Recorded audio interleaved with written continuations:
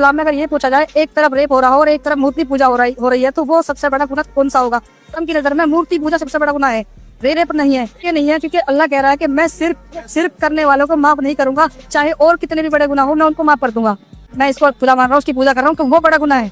अल्लाह कह रहा है इस बात को। अरे अल्लाह के भतीजे, बोल तो ऐसे रहा जैसे अल्लाह से डेली बातचीत होती है इसकी। मोहम्मद ने जब पहली कुरान की आयत रखी थी तो इसी के सामने रखी थी, वहीं बैठा था ये। राइटर यही है, कह रहा है कि भगवान रेप माफ कर देगा लेकिन मूर्ति पूजा माफ नहीं करे। भैया तू रेप कर या मत कर, तू मूर्ति पूजा कर या मत कर, भगवान को तेरे अल्लाह को कोई लेने देना है नहीं इस मामले से। क्योंकि इतना फालतू का टाइम थोड़ी ना भगवान के पास कि तेरे फालतू की हरकतों को देखता फिरेगा। और मान ले कि तेरी इन फालतू की हरकतों को देखकर अल्लाह जजमेंट बना रहा है कि इसको स्वर्ग भेजू कि नरक भेजू, तो फिर अल्लाह भी फालतू हो गया, किसी काम का नहीं है, तुम्हारे जैसा हो गया। ये तो बिल्कुल ऐसी ही बात हो गई कि मैं कोई कांच का गिलास तोड़ दूं और किसी का दिल तोड़ दूं, तो दिल तोड़ने की माफी तो मिल जाएगी लेकिन कांच का गिलास तोड़ने की माफी नहीं मिलेगी। क्योंकि कांच का गिलास तोड़ना इतना बड़ा जुर्म हो गया। इसका मतलब ये होगा कि कांच के गिलास में कोई बात थी भाई, कुछ तो बात। बिल्कुल वैसे ही मूर्ति में कोई बात जरूर है, तभी तो घबराता है इनका ऊपर वाला मूर्ति से। ऐसी क्या खास बात है मूर्ति में? और ऐसी कोई खास बात अगर मूर्ति में है तो फिर तो भैया मैं मूर्ति की पूजा करूंगा। मूर्ति जो बनती है वो किस चीज की बनती है? पत्थर की बनती है ना। और एक मूर्तिकार क्या करता है, पत्थर में जो फालतू का हिस्सा होता है उसको हटा के एक शेप दे देता है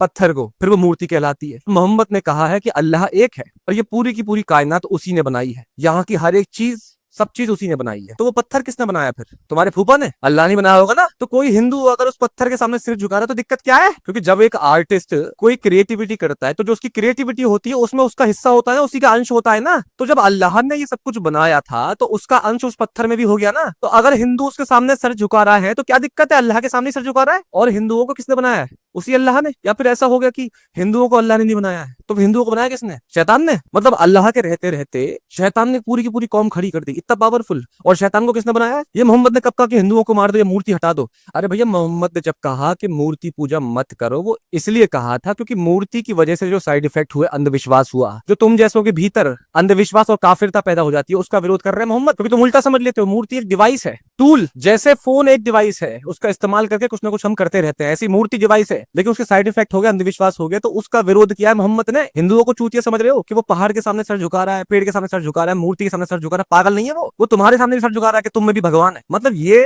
खुद 5वीं क्लास में होके फेल हो रहे हैं। अपना सिलेबस 5वीं क्लास का पढ़ा नहीं जा रहा इनसे, पढ़े भी रहे तो समझ में नहीं आ रहा, इसलिए फेल हो रहे हैं 5वीं क्लास में। और 5वीं क्लास में फेल होके PhD लेवल के सिलेबस की बुराई कर रहे हैं कि मूर्ति पूजा गलत।